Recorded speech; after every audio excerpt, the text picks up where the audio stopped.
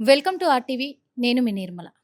మరి కొన్ని రోజుల క్రితము సజ్జనార్ గారు, మన సిపి సజ్జనార్ గారు ప్రజల క్షేమం కోసము, అందులో మహిళల క్షేమం కోసం సైబర్ నేరగాళ్ళ నుంచి కాపాడడానికి ఒక ధీమాను కల్పిస్తూ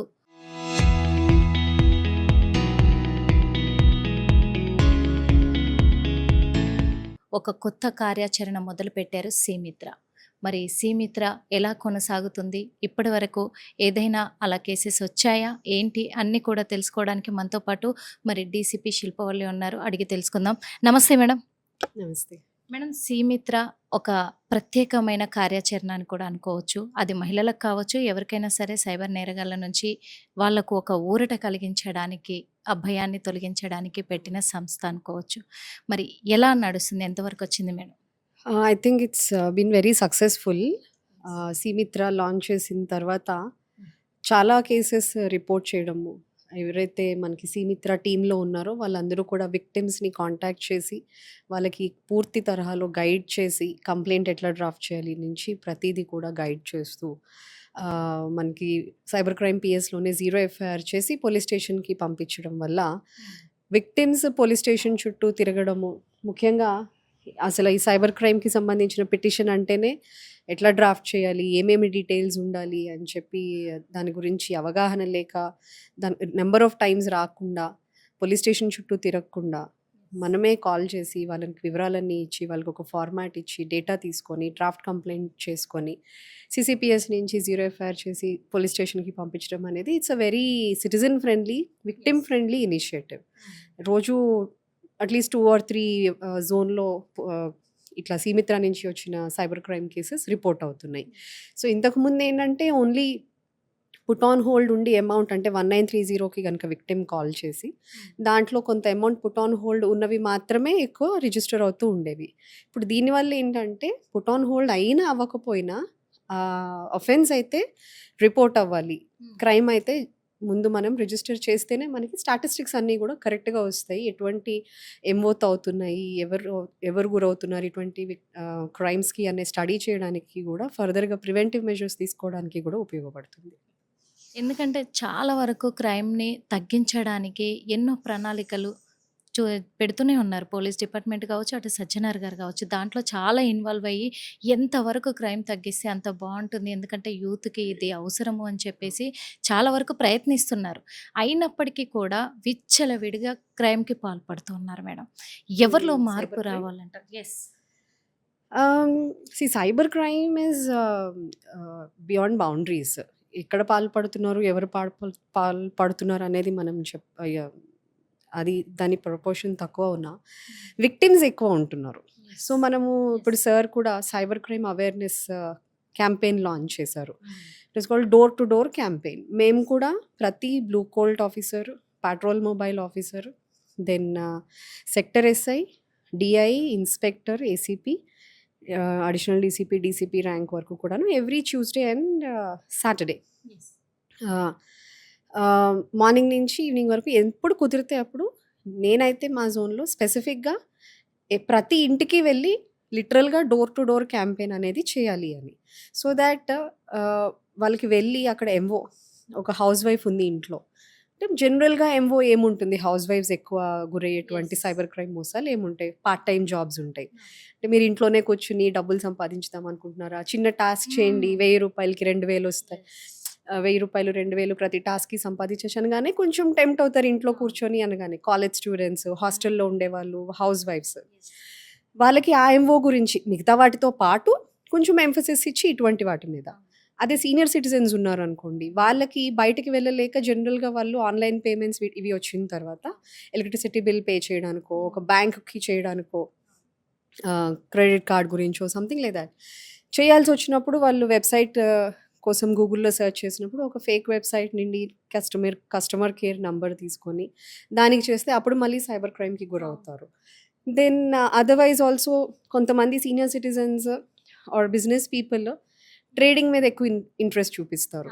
స్టాక్ ట్రేడింగ్ గురించి. సో, స్టాక్ ట్రేడింగ్ అడ్వైస్ ఇస్తాము అని చెప్పి ఫేస్‌బుక్‌లో, ఇన్‌స్టాగ్రామ్‌లో ఎవరైనా celebrities or even finance minister videos వాడతారు, అంబానీ వీడియోస్ వాడతారు. చూపిస్తే వీళ్ళు నమ్మి ఆ కంపెనీకి సంబంధించిన ఆహ్, వాట్సాప్ గ్రూపుల్లో, టెలిగ్రామ్ గ్రూప్స్‌లో జాయిన్ అవ్వడము.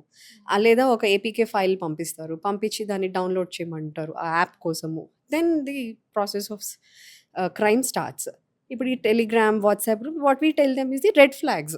What are all the red flags? Some offer which is too good to be true మనం నమ్మకూడదు. అంటే తక్కువ టైంలో ఎక్కువ ప్రాఫిట్స్ వస్తాయి అనేది ఎప్పుడన్నా చెప్పగానే అదొక రెడ్ ఫ్లాగ్.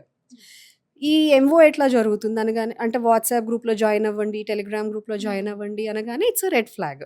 మీకు ఆ గ్రూప్‌లో చేరిన తర్వాత అందరూ మాకింత ప్రాఫిట్ వచ్చింది, ఇంత ప్రాఫిట్ వచ్చింది, ఈ స్టాక్ కొన్నారని చెప్పి చెప్తూ ఉంటారు. వాళ్ళందరూ కూడా part of the cyber fraudsters టీమే. మనమేమనుకుంటాం మనతో పాటు జాయిన్ అయిన కస్టమర్స్ లాగా వాళ్ళు మెసేజ్ పెడుతూ ఉంటారు. ట్రేడర్స్ లాగా. సో, మనం ఓహో!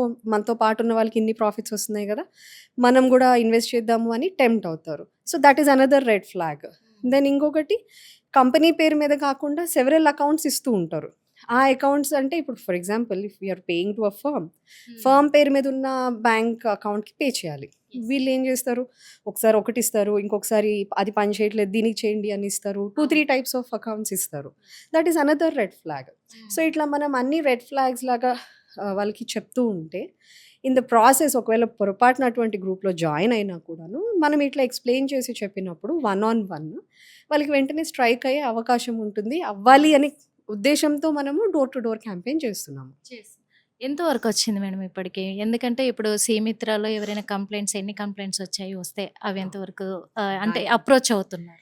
That data will be with the cyber crime PS. But substantially ఇంతకు ముందు కన్నా ఇప్పుడు డైలీ రిపోర్ట్ అవుతున్న కేసెస్ అయితే పెరిగాయి. ఎందుకంటే చాలామంది స్టూడెంట్స్ మెయిన్‌గా చదువుతున్న ఇప్పుడు ఎంబీఏ, ఎంకామ్ ఇలా చదువుతున్న స్టూడెంట్స్ పార్ట్ టైమ్ జాబ్ కోసము ఆన్‌లైన్‌లలో వాళ్ళు అప్లై చేయడము, లేదా వాళ్ళు ఆఫర్ చేయడము. వీటికి ఓకే. మాకొస్తున్నాయి జాబ్ పర్పస్‌లో వస్తున్నాయి కదా! మేము చేసుకోవచ్చు అని చెప్పేసి ఇవి జెన్యూన్ ఎందుకంటే కంపెనీ నేమ్ కూడా పర్ఫెక్ట్‌గా ఇస్తున్నారు మేడం.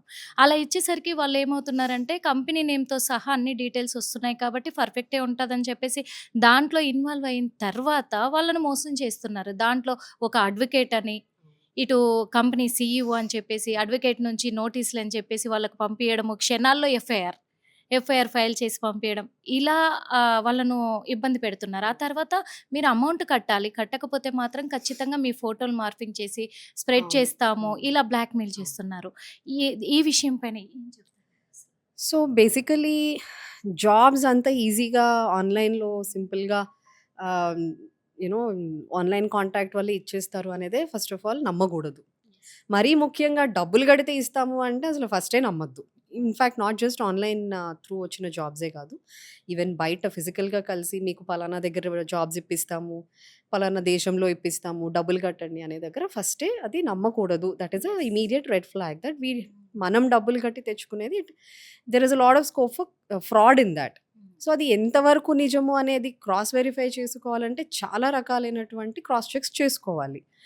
సో, జనరల్లీ ఏంటంటే youngsters there will be some enthusiasm or anxiety to get a job as quickly as possible. తొందరగా ఎర్న్ చేయాలి, తొందరగా జాబ్ సెటిల్ అవ్వాలి అన్న ఉద్దేశ్యంతో కొంచెం ఆశపడి ఇటువంటి వాటిలో తొందరపాటుతనంతో డబ్బులు కట్టి మోసపోతూ ఉంటారు. సో, దీనికి సంబంధించిన అవేర్‌నెస్ కూడా మనం కల్పిస్తున్నాం.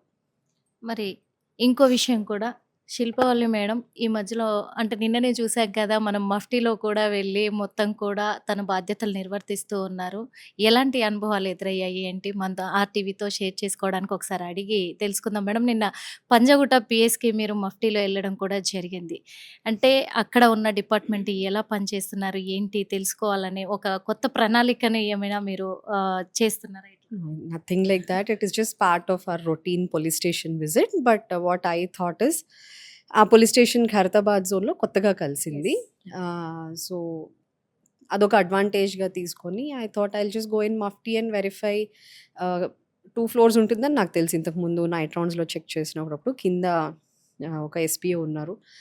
ఆయన హి రిసీవ్డ్ వెల్ మేడం ఏం కావాలి అంటే ఆహ్, నేను నేను వెళ్లి కంప్లెయింట్ ఇవ్వాలండి అంటే, మేడం దేని గురించి కంప్లెయింట్ అని అన్నారు. సో, ఇట్లా చీటింగ్ కేసు అంటే, ఎక్కడి నుంచి వచ్చారు అని అడిగారు. He was very polite, very nice. That was to start with it was a good feel. So, నేనక్కడ నా వేరే పేరు, వేరే అడ్రెస్ లాగా రాసి పైకి వెళ్ళాను రిసెప్షన్ దగ్గరికి. అప్పటికే కొంతమంది ఉన్నారు. వాళ్ళది ఎట్లా రిసెప్షనిస్ట్ ఎట్లా మాట్లాడుతున్నారు, లేడీస్ ఉన్నారు, పెద్దవాళ్ళు ఉన్నారు. సో, ఎట్లా మాట్లాడుతున్నారు, ఎట్లా రిసీవ్ చేసుకుంటున్నారు, పిటిషన్ డ్రాఫ్టింగ్‌లో ఎట్లా గైడ్ చేస్తున్నారని I was just observing thought. So thought I also get a first hand experience. ఎందుకంటే మనం ఎప్పుడు మీటింగ్స్‌లో ఆఫీసర్స్‌కి చెప్తూ ఉంటాము. వచ్చిన విక్టిమ్స్‌తో ఎంపాథెటిక్‌గా మాట్లాడాలి, గైడ్ చేయాలి వాళ్ళకి.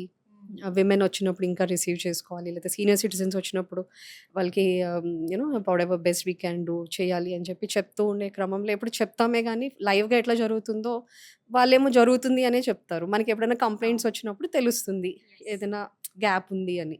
సో, ఆ గ్యాప్ నిజంగా ఉందా? లేదా? ఎంతవరకు ఉంది? అనేది చూడడం కోసము అట్లా వెళ్ళడం జరిగింది. It is no big deal. Part of my job. ఈ ఖైరతాబాద్ జోన్‌లో కూడా అన్ని పిఎస్‌లలో ఇప్పుడు అలర్ట్‌గా ఉంటారేమో. కాకపోతే వాళ్ళ బాధ్యతలు వాళ్ళు ఖచ్చితంగా నిర్వర్తిస్తున్నారు. అయినప్పటికీ పై ఆఫీసర్ వస్తున్నారు, ఇలా వస్తున్నారు, ఏ టైంలో వస్తారో తెలీదు అని కూడా ఇంకా అలర్ట్ అయ్యే అవకాశాలు కూడా ఉన్నాయి. మెయిన్‌గా ఇంకొక విషయం మేడం, ఎక్కువగా కూడా ఇప్పుడు మీరన్నట్టుగా సైబర్ క్రైమ్‌కి పాల్పడ్డ వాళ్ళు బయటికి చెప్పుకోలేక ఆత్మహత్యలు చేసుకోవడానికి డిసైడ్ చేసుకుంటూ ఉన్నారు. రీసెంట్‌గా కూడా ఒక వ్యక్తి, సాఫ్ట్‌వేర్ వ్యక్తి ట్రైన్ పట్టాల పైన తల పెట్టడం జరిగింది. నిన్ననే ఉప్పల్లో ఇంకొక వ్యక్తి తను సూసైడ్ చేసుకోవడం జరిగింది. ఇది ఆన్‌లైన్‌లో బెట్టింగ్ యాప్‌లో బెట్టింగ్స్ డబ్బులు, అండ్ అది కూడా యాప్స్. Software employees. ఈ సాఫ్ట్‌వేర్ ఎంప్లాయీస్ కూడా సైబర్ క్రైమ్‌కి అంటే ఆళ్ళకి అన్ని యాప్స్ ఆల్‌మోస్ట్ తెలిసుంటాయి. వీటి గురించి అవేర్‌నెస్ ఉంటుంది వాళ్ళకి. అయినప్పటికీ వీళ్ళు కూడా ఈ సైబర్ నేరగాళ్ళ పట్ల ఎలా బలవుతున్నారు అంటారు దీన్ని? Probably the financial difficulties that they are going through. దానివల్ల ఏమవుతుందంటే బిఫోర్ దాట్ ఛాలెంజ్ మనం చెప్పే అవేర్నెస్ విషయాలు కానీ, వాళ్ళు చదివే విషయాలు, టీవీలో విన్న విషయాలు ఏమి గుర్తుకు రావేమో అప్పుడు. Otherwise also we can say because of the greediness. ఇంకా అంటే ఈజీ మనీ తొందరగా యెస్. ఎర్న్ చేద్దాము అన్న ఒక రకమైనటువంటి అత్యాశకి వెళ్ళడం వల్ల కూడా ఇటువంటి పరిణామాలకి వాళ్ళు ఎదుర్కోవాల్సి వస్తుంది. Thank you madam. మొత్తంగా లాస్ట్ చివరిగా ఈ క్రైమ్స్ తగ్గడానికి కావచ్చు, లేకపోతే మీ మనుషులలో మార్పు రావాలంటారా? లేకపోతే ఎట్లా మేడం అసలు? ఎందుకంటే చాలామంది కూడా బయట చూసిన సైబర్ క్రైమ్ అనే కాదు, మామూలుగా క్రైమ్ కూడా చాలా వరకు పాల్పడుతూ ఉన్నారు. అది అత్యాచార విషయంలో కావచ్చు, ఆత్మహత్యలు కావచ్చు, హత్యలు ఏవైనా సరే. ఏంటి అసలు ప్రజల్లో ఎలాంటి అవేర్‌నెస్ వస్తే బావుంటుంది? See, crime basically it's a society with various types of humans. మంచి, చెడు అన్ని చోట్ల ఉంటాయి. ఒక మనిషిలోనే మంచి, చెడు ఉంటాయి. సమ్ ఫ్యాక్టర్స్ ట్రిగ్గర్ ఒక్కోసారి చెడుతనాన్ని ట్రిగ్గర్ చేస్తుంది. నార్మల్‌గా మంచిగా ఉన్న వాళ్ళు కూడా కొన్ని కొన్ని సర్కమ్‌స్టాన్సెస్‌లో ఎందుకు అట్లా చేస్తారో అర్థం కాని సిట్యుయేషన్స్ ఉంటాయి. Or somebody may be a professional also. So, we can't really put it in all in one category. రకరకాల రీజన్స్ ఉంటాయి. Societal, psychological, financial various reasons ఉంటాయి. ఇటువంటి క్రైమ్ అవ్వడానికి మన సొసైటీలో. ఓవరాల్‌గా ఆహ్, మన మనం విక్టిమ్ అవ్వకుండా ఉండగలగడానికి అవేర్‌నెస్ ఉండడము, అలర్ట్‌గా ఉండడము. సమాజంలో ఎటువంటి క్రైమ్స్ అవుతున్నాయి. మనం ఇప్పుడు ఫర్ ఎగ్జాంపుల్ నేను బస్‌లో వెళ్తున్నాను. బస్‌లో వెళ్తూ ఉంటే ఎటువంటి క్రైమ్ అయ్యే అవకాశం ఉంది. పిక్ పాకెటింగ్ ఆర్ చైన్ తీసేసుకోవడము. ఇట్లాంటి క్రైమ్ అయ్యే అవకాశం ఉంది కాబట్టి నేను ఆ విషయంలో జాగ్రత్తగా ఉండాలి అన్న అలర్ట్‌నెస్. ఇట్లా ఉండాలి అని ఎప్పుడు తెలుస్తుంది? ఇటువంటి క్రైమ్ అవుతాయి అని ఎప్పుడు తెలుస్తుంది? అవేర్‌నెస్. మనం చెప్పే అవేర్‌నెస్ వాళ్ళకి రీచ్ అవ్వడము. రీచ్ అయిన తర్వాత కూడా అందరూ పేపర్‌లో చదువుతారు. అందరూ న్యూస్‌లో చూస్తారు. అప్పుడు అయ్యో! అనుకుంటారు. కానీ మళ్ళీ మన వరకు వచ్చేసరికి ఆ టైంకి ఎందుకు స్ట్రైక్ అవ్వదంటే though we give awareness that has to seep in. ఆ అలర్ట్‌నెస్ వచ్చినప్పుడే combined with awareness that will help in the person being safe. So whether it is safety regarding road accidents or regarding crime, any aspect, awareness, alertness, and of course we also have to be responsible towards the other person. అంటే మనము victim అవ్వడమే కాకుండా అవతల వాళ్ళని కూడా victim చేయకుండా, అంటే we should not turn into a criminal just because something has happen to us or something has not happen to us. So a kind of tolerance, patience, understanding, seeking the right course of action, legal course of action, whatever is there are lot of systems. It's just that we need to know and approach them properly. వచ్చేది summer madam. ఇప్పుడు ఎండాకాలం వస్తుంది కాబట్టి ఇంకా కొంచెం ఎక్కడైనా సరే కానీ ఫైర్ యాక్సిడెంట్లు జరిగే అవకాశం ఉంది. కాకపోతే వచ్చేది సమ్మర్ అని మీరు దృష్టిలో పెట్టుకుంటారు కాబట్టి ఏదైనా కొత్తగా ప్రణాళికలు ఇలా ఉండాలి, అలా ఉండాలి అని చెప్పేసి ఏవైనా చేస్తున్నారా? Fire accidents yeah! మీరన్నట్టు సమ్మర్‌లో కొంచెం ఎక్కువ హ్మ్. Probability yes. ఉంటుంది because of the various climatic conditions. Ah, we are all discussing on how to go about it. ఇప్పుడు యాస్ ఆఫ్ నౌ అయితే మా చేతిలో ఉన్నది ఎస్టాబ్లిష్‌మెంట్స్ పర్మిషన్స్ ఏవైతే ఇస్తూ ఉంటామో ఎన్‌ఓసీస్, అవి అయితే ఫైర్ సేఫ్టీ జనరల్‌గా కూడా ఫైర్ సేఫ్టీ లేకపోతే అసలు రికమెండ్ చెయ్యము. బట్ ఇప్పుడు ఇంకొంచెం ఎక్కువ స్క్రూటినీ చేసి రికమెండ్ చేయాలా? వద్దా? అనేది చూస్తున్నాం to begin with. Maybe later on once we have rejected వాళ్ళు ఇంకా కంటిన్యూ చేస్తుంటే ఏం చేయాలి? What are the legal options? What are the options with the police or with the GHMC or the fire ఇవన్నీ కూడా అందరం కూర్చొని maybe at a higher level we'll all have to decide and take it up. Youth మాత్రము మన సజ్జనార్ గారు గూడా tweet చేయడం జరిగింది. ర్యాష్ డ్రైవింగ్‌లు చేయడము, అవును. బైక్‌లతో స్కిట్‌లు చేయడము, వాళ్ళు ఎక్స్‌పెరిమెంట్‌లంటారు. ఒక విధంగా చెప్పాలంటే అదొక ఫ్యాషన్ అయిపోయింది యూత్‌కి ఎక్కువైంది. వాస్తవంగా. హ్మ్. వాస్తవంగా చెప్పాలంటే వాళ్ళకో ఫ్యాషన్ అయిపోయింది గానీ దాని తర్వాత అనర్థాలు ఆలోచించట్లేదు. ఇలాంటి ఇవ పనులకు పాల్పడుతున్న వాళ్ళని ఏం జే ఏ ఏ ఏం చెప్తారు మేడం వాళ్ళకి? ఫస్ట్ ఆఫ్ ఆల్ మైనర్స్‌కి వెహికల్స్ ఇస్తున్న పేరెంట్స్‌ని we should warn them, we should counsel them, and we should also hold them accountable for హ్మ్. giving vehicles to their children who are minors. Also, we have to counsel them that they have to be aware. ఒక్కోసారి కాలేజ్‌కెళ్ళడానికని ఇస్తారు. అవును. లేకపోతే ఒక కోచింగ్‌కెళ్ళడానికని ఇస్తారు ఒక మంచి ఉద్దేశ్యంతో. కానీ వీళ్ళు నిజంగా ఏం చేస్తున్నారు బయటికి వెళ్ళి అనే శ్రద్ధ, అనే ఇంట్రెస్ట్ హ్మ్. అది it is not like spying on them. But just enquiring ఎటువంటి ఫ్రెండ్‌షిప్‌లో ఉంటున్నారు. ఇటువంటివన్నీ ఒకసారి వాళ్ళ సోషల్ మీడియా అకౌంట్స్ చూడడము. హ్మ్. వాళ్ళతో పాటు ఫ్రెండ్లీగానే. ఇప్పుడు yes. Otherwise they will yes. Feel it very intrusive and yes. Offence offend అవుతారు. అట్లా కాకుండా ఫ్రెండ్లీగా ఉంటూ ఏం జరుగుతోంది? వాళ్ళు ఎటువంటి వాళ్ళతో తిరుగుతున్నారు? ఎటువంటి యాక్టివిటీస్ మీద ఇంట్రెస్ట్ చూపిస్తున్నారు? అనేది గమనించుకుంటూ పేరెంట్స్ ఉండడం. అదర్‌వైస్ ఈవెన్ మైనర్స్ కాకపోయినా కూడా మీరన్నట్టు ఈ బైక్స్ మీద స్టంట్స్ అమ్మాయిలు, అబ్బాయిలు ఇంత చేస్తున్నారు. I think the rush of hormones I don't know. But వాళ్ళు చాలా న్యూస్‌లు చూస్తా ఉంటారు. యూ నో ఇన్ ఇన్ వాళ్ళకు ప్రమాదమే, పక్కన వాళ్ళకి కూడా ప్రమాదమే. వాళ్ళకి ప్రమాదం అవ్వడము హ్మ్. ఒక ప్రాబ్లమ్. చనిపోతే I mean it is one time thing. But if they get incapacitated yes. You know కాళ్ళు, చేతులు, brain hmm. Something it is a big tragedy for the whole family financially, emotionally. It's a big tragedy for the whole family. అలాగనే కాకుండా వీళ్ళ fun కోసము అవతల వాళ్ళు ఎవరినన్నా పెడెస్ట్రియన్స్‌నో పక్కనెళ్తున్నటువంటి fellow biker or fellow road యూజర్‌ని ఇది చేసినప్పుడు that is even more tragic.